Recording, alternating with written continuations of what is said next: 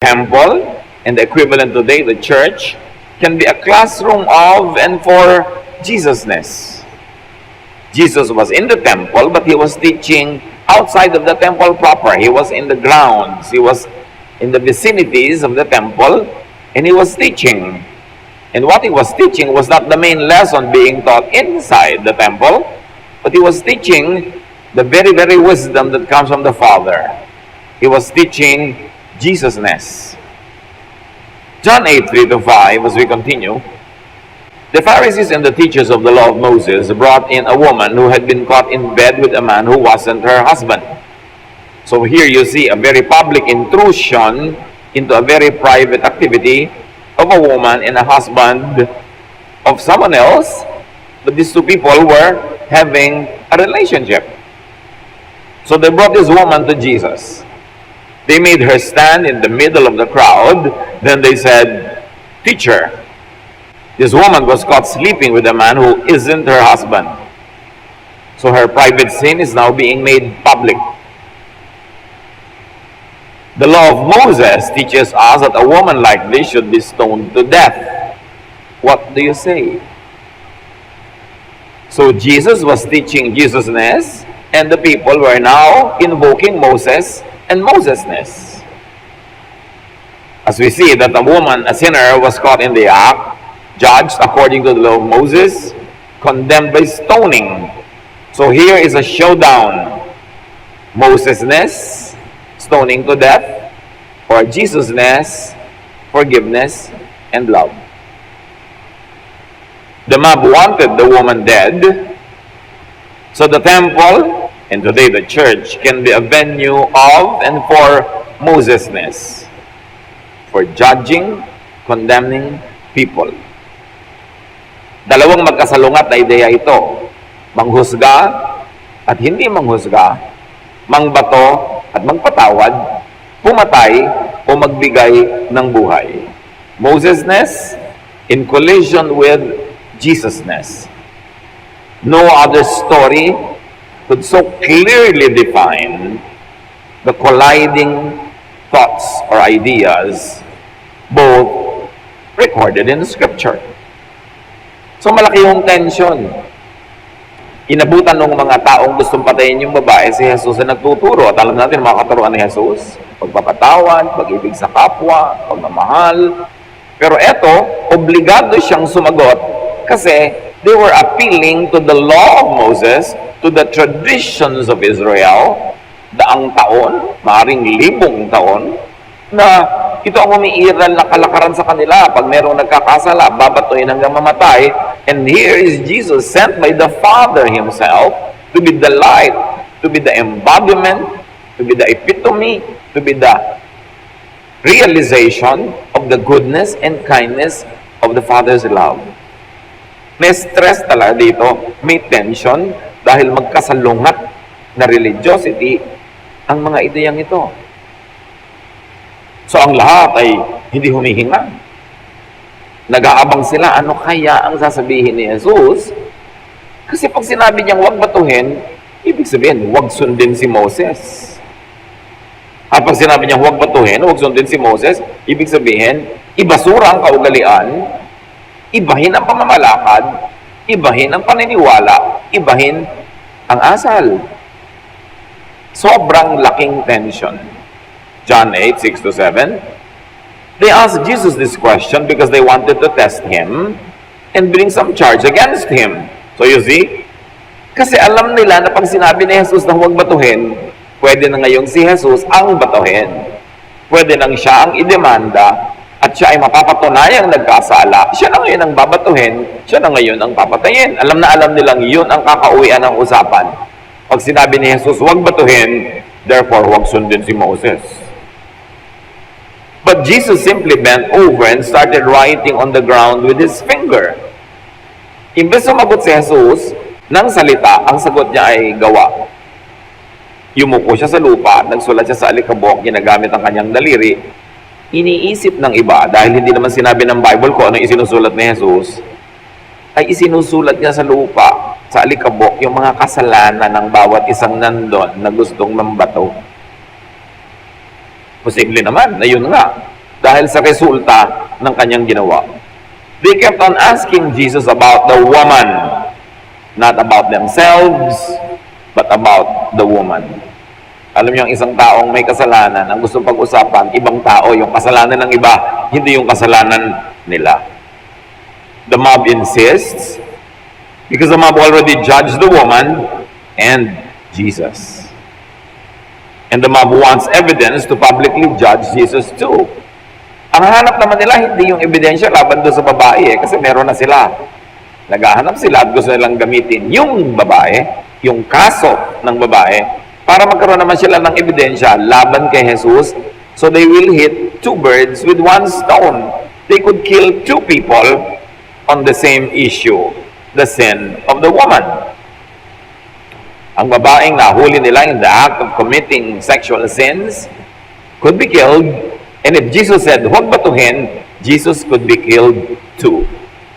Malaki ang nakataya. Alam niyo kung ba't malaki ang nakataya? Hindi lang yung babae ang nakataya. Hindi lang yung buhay niya. At hindi lang si Jesus. Bagamat napakalaki nung taya na yon. Nakataya tayong lahat. Tayong lahat na nagkasala at nagkakasala at magkakasala pang muli, nakataya din tayo sa usapan. Kasi kung ipababato hanggang mamatay yung may kasalanang babae, dapat lahat din tayo ngayon ay batuhin hanggang mamatay dahil tulad ng babaeng yon, makasalanan din tayo. Iba-iba lang ang hugis, korte, detalye ng kasalanan, pero kasalanan pa rin yun. Kaya ang totoo, hindi lang yung babaeng yun ang nakalugmok doon sa kalsada, sa alikabok, na naghihintay na either siya ay mabato o hindi mabato, tayo ang babaeng yon. So anong gusto mong gawin ni Jesus? Ipabato ka para hindi siya masisi? Anong gugustuhin ang babaeng yon? Anong gugustuhin natin? Ano ang gusto ni Jesus? Ano ang gusto ng Ama sa Langit? Dahil ang gagawin ni Jesus ay isang pagpapakita ng kalooban ng Ama sa Langit tungkol sa mga makasalanan. John 8, 7-9. Finally, he stood up and said, if any one of you have never sinned, then go ahead and throw the first stone at her. Lalong tumigkad at umigting ang pag-iisip ng mga iba scholar na isinusulat talaga ni Jesus sa alikabok ay yung kasalanan ng mga tao doon. At matapos siyang ma-establish na maraming kasalanan talagang nagaganap, sinabi niya, gusto nyo batuhin ang babae, tinatanong nyo ako kung pwedeng batuhin. Ang sagot ni Jesus ay, hindi naman huwag batuhin. Hindi rin niya sinabing batuhin. Ang sabi niya, yung walang kasalanan, mauna nang bumato. So hindi siya pwede ngayong idemanda na sinabi niyang huwag batuhin. Hindi rin naman niya sinabing batuhin. Napakagaling ng sagot. Matapos niyang isulat ang mga kasalanan ng mga tao doon sa alikabok, siyempre, nakikita nila, curious sila kung ano sinusulat. Magkakaroon pa ba ng lakas ng mga loob yung mga taong mambato? Alam naman nila na sila din makasalanan. Verse 8. Once again, he bent over and began writing on the ground. Nagdagdag pa siya. The people left, one by one. Beginning with the oldest. Finally, Jesus and the woman were there alone. Siyempre, lalo sa mga sinaunang lipunan, yung oldest, yun ang pinakamalalakas ang loob, yun ang mga pinaka-may impluensya, may otoridad, at definitely, silang unang babato. Pero sila ang unang umalis. Kasi old sila, alam nila na makasalanan sila. At marahil, in proportion to their age and the length of their life, mas marami silang kasalanan kasi doon sa bata pa lang. Kaya mas disqualified silang mambato. It was a stroke of great genius, more than Solomonic, yung ginawa ni Jesus.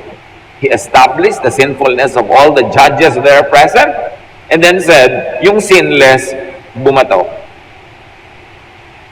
Siyempre, walang naglakas ng loob, bumato. Yung babae was relieved. And remember, ikaw, ako, tayo, ang babaeng yon. yung iniligtas ni Jesus sa pambabato, yung iniligtas ni Jesus sa kamatayan, ayon sa katuruan ni Moses, ay tayo rin. The Jesus qualification to stone, meaning the Jesus qualification to judge, to condemn, to punish, or kill, or hurt a sinner, is very simple. Sinlessness. Dapat sinless ka para ka pwedeng mambato. No one qualified, of course. No one qualified to be the first, or the next, or the last, to stone the woman, because all have sinned. Dramatic. But the message is very clear. Hindi pwedeng malito ang sino man na nagbabasa ng mensahe. John 8:10-11. Jesus stood up and asked, "Where is everyone? Isn't there anyone left to accuse you?" "No, sir," the woman answered. Then Jesus told her, though I am qualified, I am not going to accuse you either. You may go now, but don't sin anymore. Baka bukas, kaladkad ka na naman nila dito. Araw-araw. Sabi niya, tigilan mo na yan. Napapahama ka lamang. At ang lahat ng tao ay nagpapahamak din sa sarili nila. The foolish, self-appointed judges became wise non-judges. This is one of the biggest changes in a human being ever. Yung mga hangal na mga tao, at hangal sila dahil lang judge sila, gusto silang mambato, di ba kahangalan yun? Kasi ang walang kasalanan, ang lang pwede ang mambato. Nagbagong loob, nagbagong isip. Tinanggap nila sa sarili nila na hindi sila qualified. Tinanggap nila sa sarili nila, therefore, na makasalanan sila. So these people are not beyond redemption because they acknowledge their sinfulness. And in acknowledging their sinfulness, they also acknowledge their disqualification from judging others.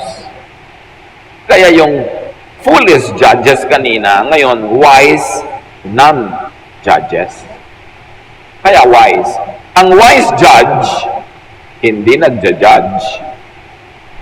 A wise moral judge does not judge. At pinag-uusapan natin moral, hindi yung legal.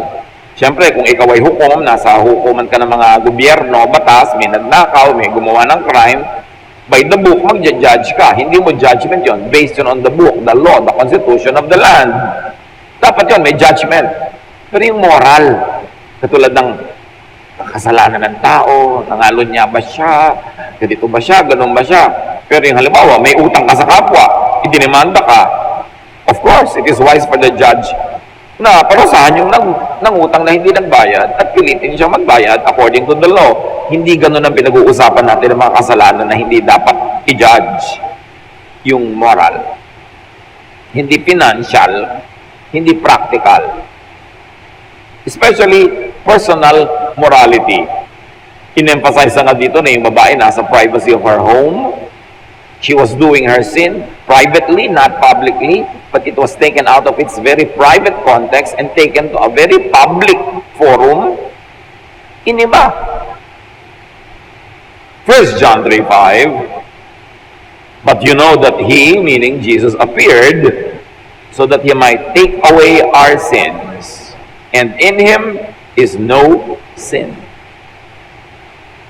Kaya dumating si Jesus ay para alisin, tanggalin, ilayo sa atin ang ating kasalanan as far as the east is from the west.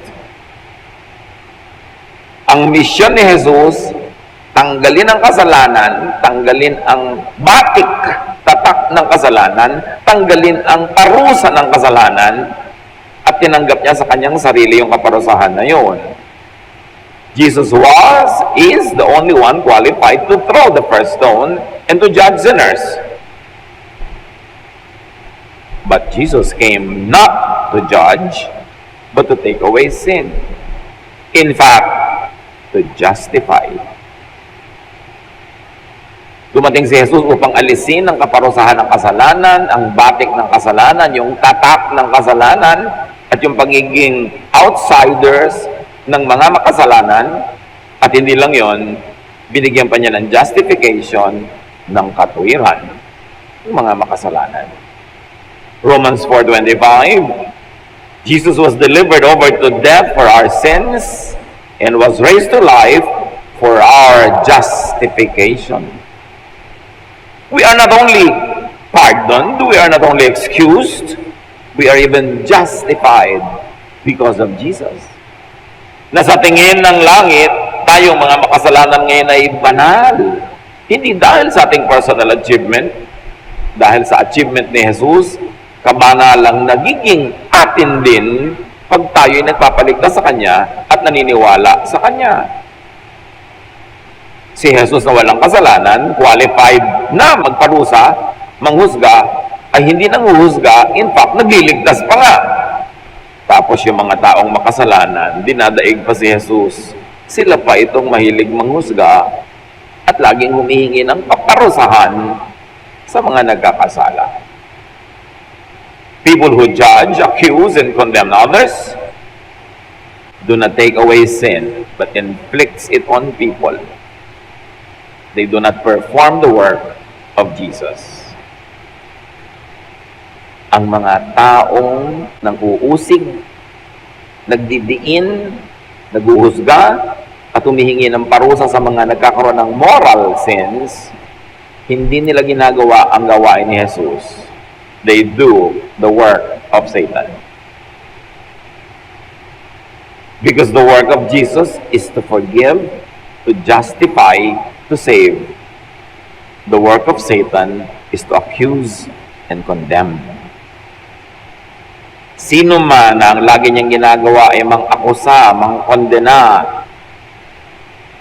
ng mga kapwa naman niya makasalanan, naglilingkod siya kay Satanas. Hindi kay Jesus. Kasi ang trabaho ni Jesus ay magpatawad, maglinis, magligtas. Tulad ng ginawa niya sa babae, iniligtas. Ngayon yung nagpapahamak, ng bubuko, yung mga gustong parusahan yung mga may kasalanan sa tingin niya, servant yon ni Satan. Ang nakakapagtaka, mas nagiging relihiyoso ang mga maraming tao, mas naglilingkod sila kay Satanas. Kasi mas nagiging judgmental lalo. Lalong nagiging malupit sa mga nagkakasala at laling hinahanap nila parusahan ng may kasalanan. Hindi yan trabaho ni Jesus. Trabaho yan ni Satanas. Revelation 12:10, for the accuser, meaning Satan, of our brothers and sisters, who accuses them before our God day and night, has been hurled down. Itinapon na daw, ibinagsak yung mapanisi, maghilig mang-akusa, magdemanda. Sabi, itong si Satanas, wala itong ginawa, kundi ang ating mga kapatid sa Panginoon ay laging i-judge, i-condemn, at i-accuse before God. Tulad ng ginawa ni Satan kay Job. Sabi niya sa Diyos, si Job naman, maka-Diyos siya kasi blessed, mayaman, malusog. Hindi naman talaga maka-Diyos yan dahil lang maka-Diyos siya. Kasi pinagpapala. Tanggalin mo pagpapala niyan, isusumpa ka niyan, sabi ni Satan about Job. Ngayon, marami mga kapatiran ngayon katulad ni Satan. Walang ginawa kundi akusahan ng kapatiran. Sabi ng Bible, trabaho yan ni Satan, hindi yan trabaho ni Jesus. So by not throwing the first stone, Jesus inhibited himself as judge. Hindi siya nag-judge and disqualified all others to throw the succeeding stones, in fact, any stone. Kung si Jesus na qualified at kaisa-isang qualified mambato ay hindi nambato, ano ngayon ang karapatan natin na siyang actually ay dapat batuhin? Anong karapatan natin na tayo pa ang mambato sa ating kapwa? Matthew 18:21, so on.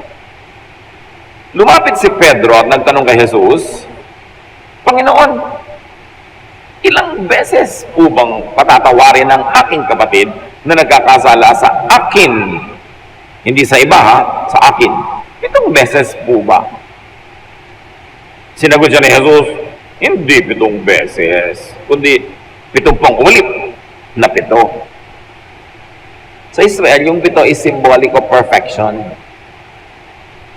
Ang required lang ng kanilang kaugalian, magpatawad ka 3 times. Pag 4th, pwede man ang hindi patawarin. Si Pedro, inaakala niyang siya'y napakabait.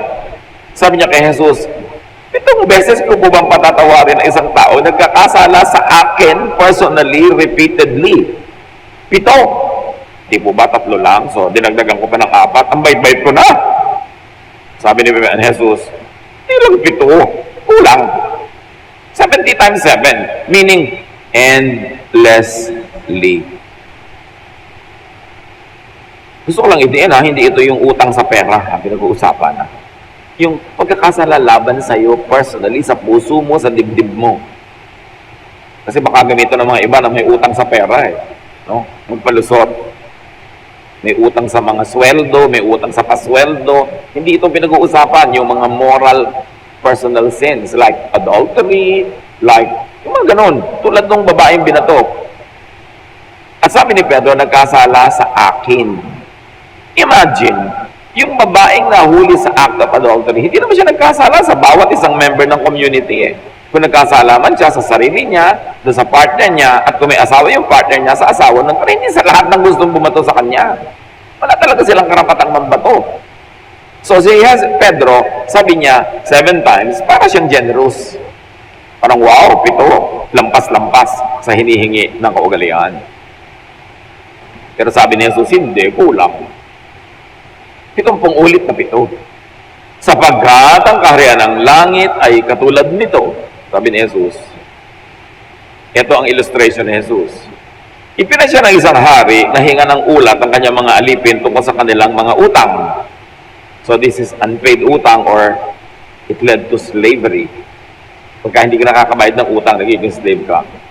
Nang simulan niyang magkwenta, dinala sa kanya ang isang lingkod na may utang na milyon-milyong piso. Dahil sa siya'y walang maibayad, iniutos ng hari na ipagbili siya. Pati ang kanyang asawa, mga anak, at lahat ng kanyang ari-arian upang siya'y makabayad.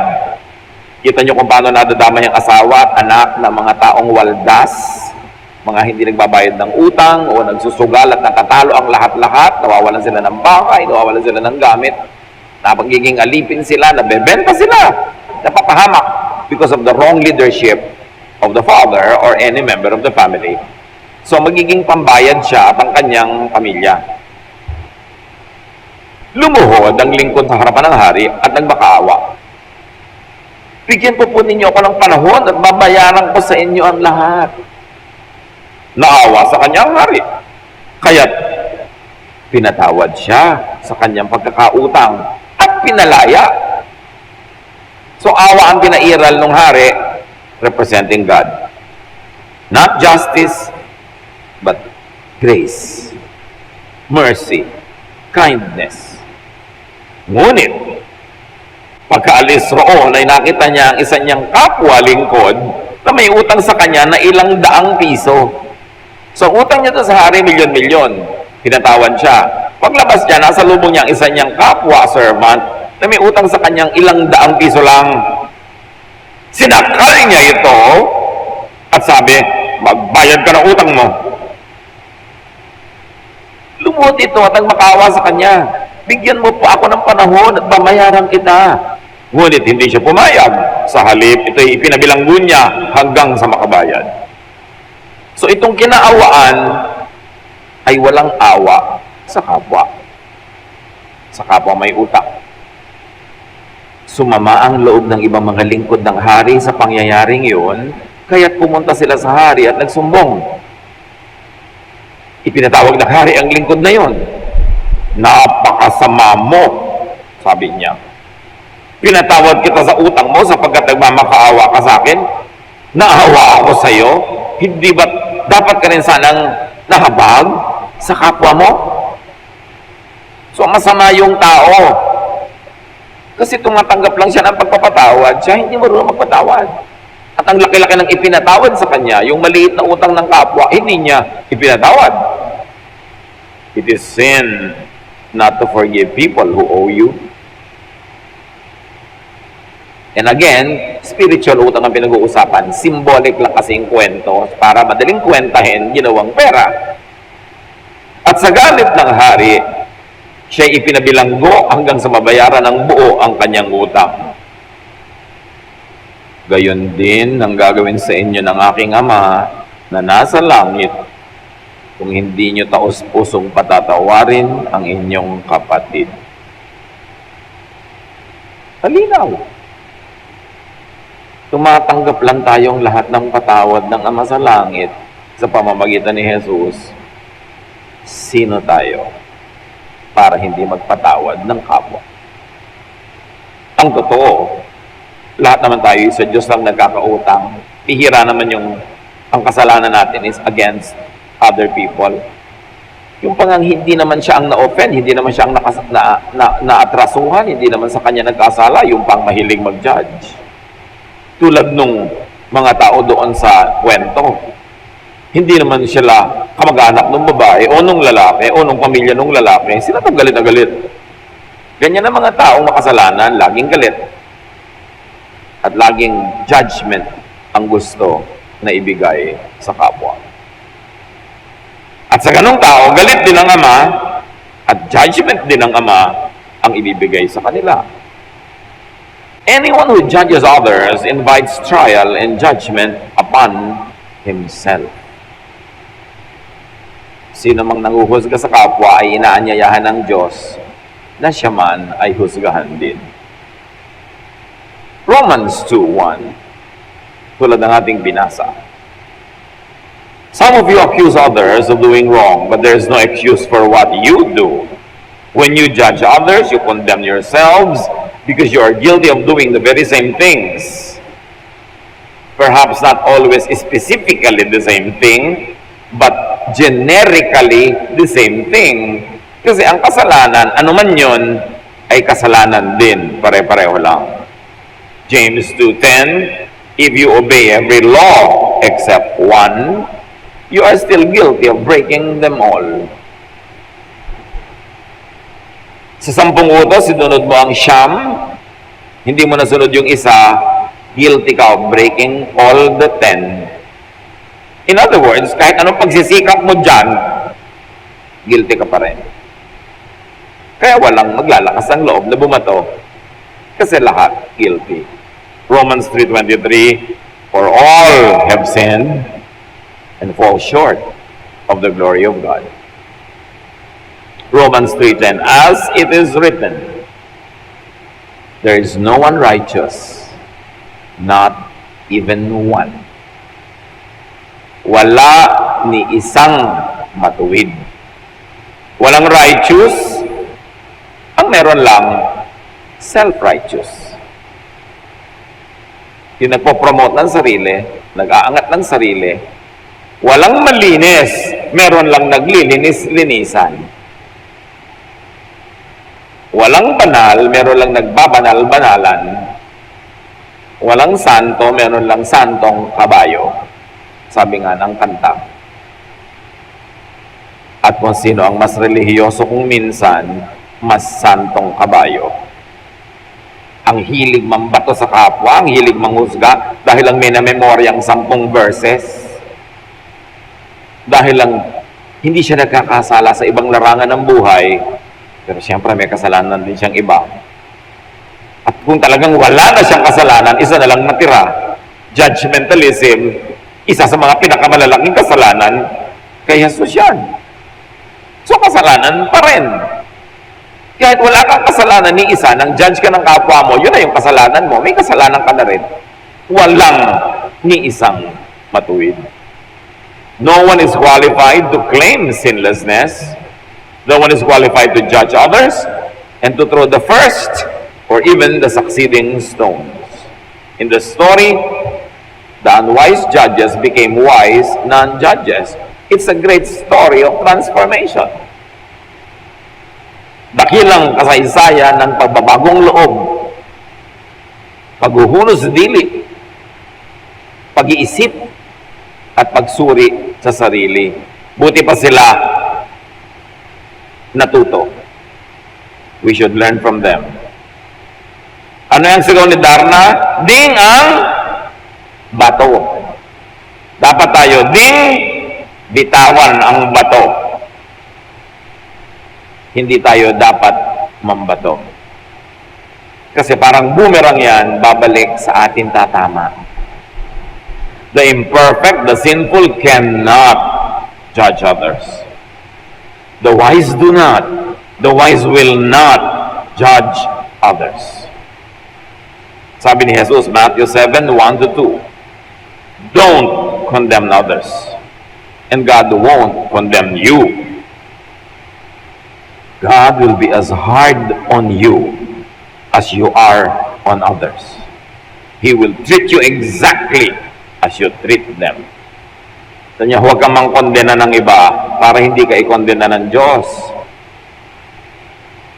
Magiging kasing higpit sa iyo ang Diyos kung gaano ka kahigpit sa iba. Kung paano mo itrato ang iba, ganun ka itatrato ng Diyos. But many still insist, hindi po ba sabi naman ni Jesus, sin no more? Yes, sin no more. But Jesus did not say, if she sins again, you judge her na. No. This does not allow, entitle, and commission anyone to judge others, even if they sin again. Si Jesus lang may sabi, don't sin again. You'll get into trouble. Pag tutulong-tulungan ka na naman nila, pero hindi ko man nag-sin again na siya, pwede nang batuhin. Wala pa rin may karapatan. And especially if the sin is not committed directly or personally against you, wala kang karapatang mambato.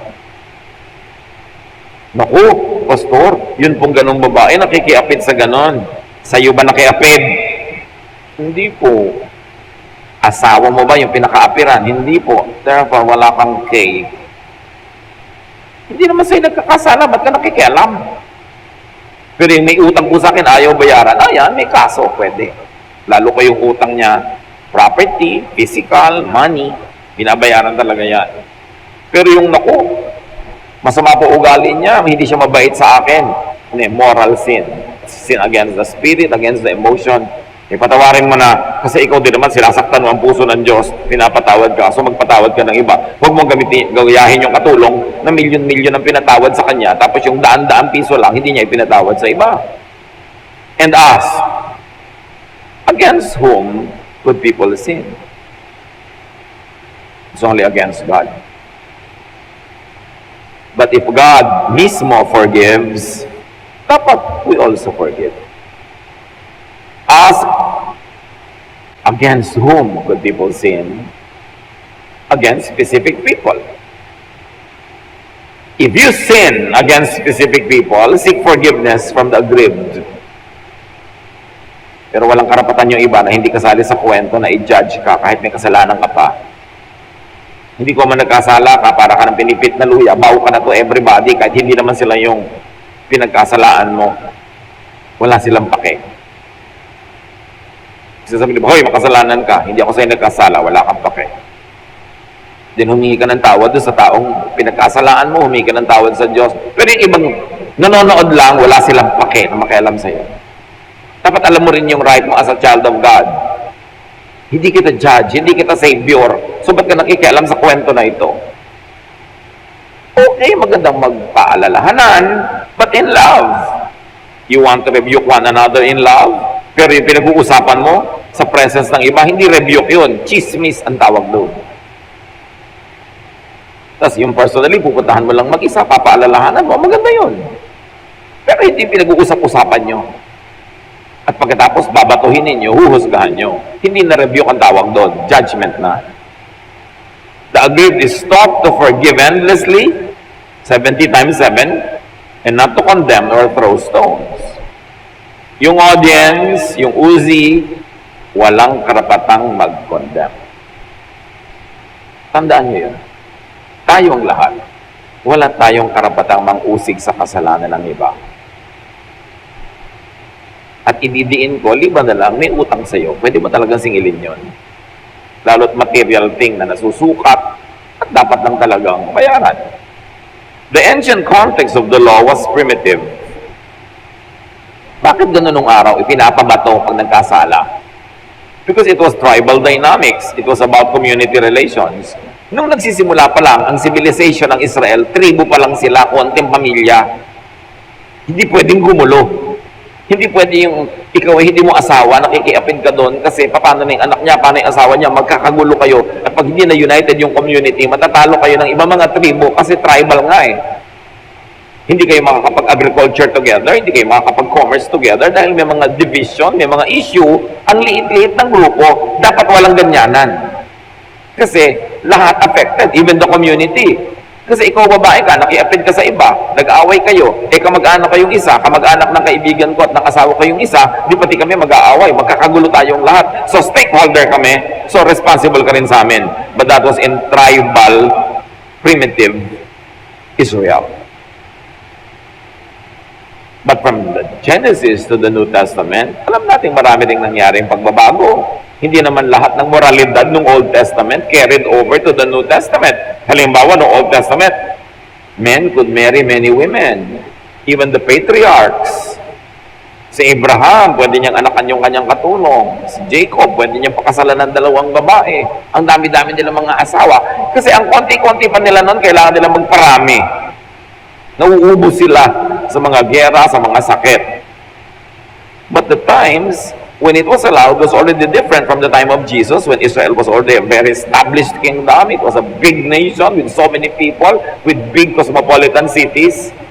Kaya may mga turo din si Jesus na, oh, you have heard in the Old Testament, ganito. Pero sinasabi ko sa inyo, ngayon, ganito na ha. Even the sense of morality was changing according to the needs of the community, according to the dictates of the needs of the nation, of the tribe. Kaya hindi lahat ng tribal laws nung araw ay pwede mo nang i-implement sa then already cosmopolitan, big city, Jerusalem. Na iba na ang social dynamics. Nag-iiba ang panahon. Nag-iiba ang mga hinihingi ng panahon. And even in the Bible, you see the response of the people to changing times. Yung mga dating bawal na bawal o hindi na.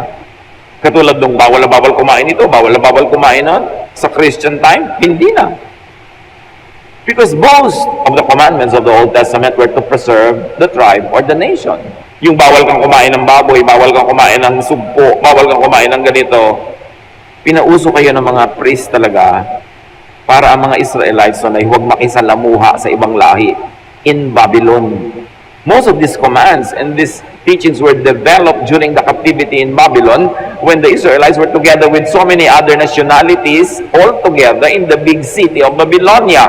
And they were afraid that they might lose their identity and not be able to return as one people to Jerusalem. Therefore, bawal makisalamuha sa ibang lahi. At para huwag sila makisalamuha, eto na yung bawal kumain ito, bawal kumain nun. So paano ka pupunta sa mga bahay ng non-Israelites?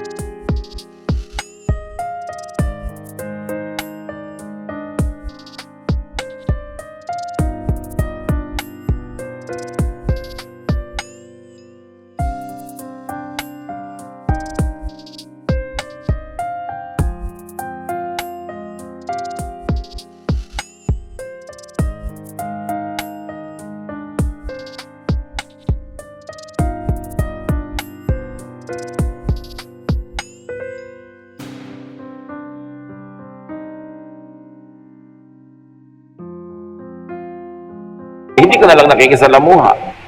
Tulad ng Sabbath. Ganun ba talaga kahalaga yon o may function yon? Pag Sabbath sa Babylonia, lahat ng tao holiday. Dalaw dito, dalaw doon, pasyal dito, pasyal doon. Nakikisalamuha sa isa't isa. So biglang hinigpitan ng mga Jew. Walang kakain sa Sabbath. Walang magtatrabaho sa Sabbath. Walang maglalakad ng ganong kalayo pag Sabbath. Effectively, they were separated from the entire society in Babylon. Kaya si Jesus, ang dami niyang ginawa ng Sabat. Kasi sinasabi niya, wala tayo sa Babylon. Iba na ang panahon, hindi na nagsaserve ng function yung mga rules na yan, na ang tunay lang namang dahilan para ihiwalay tayo sa ibang lahi. We're already an identity, we are a nation, we know ourselves, we can feel secure about going about with foreigners without losing our identity. May mga social functions, yung mga batas na yan, hindi lang laging inilaglag mula sa langit. And to be observed for all time, in all places, by all people. Tinitingnan mo rin, ba't ibinigay? Ano ang purpose? And some of those laws outlived their purpose. Kaya ang batuhan na yan, kung talagang kailangan at dapat, di dapat ipinagawa ni Jesus. Pero dahil hindi niya ipinagawa, ibig sabihin, hindi na kailangan, hindi na dapat. In this personal, private sin, the mob was not even involved or aggrieved or endangered. Hindi naman nalagay sa alanganin ng security nila yung buhay nila dahil yung babaeng yun went to bed with someone, not her husband. They were no longer stakeholders. We are not justifying what the woman did. But what we are saying is, hindi justified yung reaction ng community sa babaeng ito. Kaya yun ang paninindigan ni Jesus, ang linaw-linaw. Why would Jesus not have the law applied if it should have been applied? Ito lang talaga ang tanong. The law of Moses required that this woman be stoned to death. Why would Jesus not have the law applied? Either Jesus was a lawbreaker or a lawgiver. In fact, he is a lawgiver because he gave already another law, the law of love. They barged into the woman's private space and time and activity, imposing ancient social control regulations in the then already modern and cosmopolitan Jerusalem. They were insisting on a primitive punishment on the woman. But Jesus said, the people have no right to meddle or judge or punish. Ask, how many times should the sinner be forgiven for a personal act? Jesus said, endlessly. The kingdom of God, certificate of sinlessness. This certifies that blank, your name, is sinless and therefore qualified to judge other people. Kung sinless kayo kapatid, write your name. Go ahead, write your name. Given on this what day of this month? In my year, certified and awarded by Jesus Christ. Anybody qualified, sinless, go ahead, write your name. And stand up so we can worship you. And we can ask you to save us because you are sinless. But, kung wala kayong lakas ng loob na ilagay ang pangalan nyo dito, you are a wise non-judge. You are wise. Yung may lakas ng loob, isulat nyo, ikwadro nyo, ilagay nyo wherever you can see it and judge everybody you see. Pero yung wala kang lakas ng loob, ikwadro nyo pa rin. Put it where you can see it to remind you na wala kang K. Sabihin nyo nga sa katabi nyo, wala kang K. With feelings. At wala rin akong K. No? Matthew 7, 1-3. Sabi ni Jesus, you can see the speck in your brother's eye, but you don't notice the log in your own eye. God will be as hard on you as you are on others. He will treat you exactly as you treat them. Don't condemn others, and God won't condemn you. So am I qualified? Am I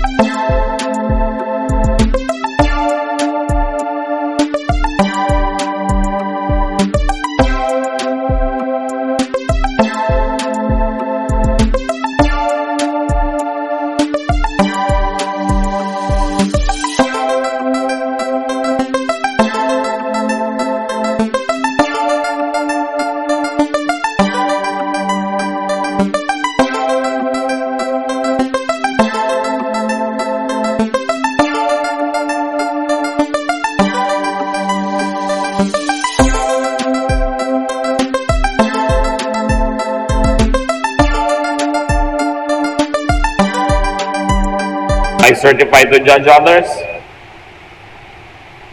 The answer is clear. Inilaglag ang mga bato.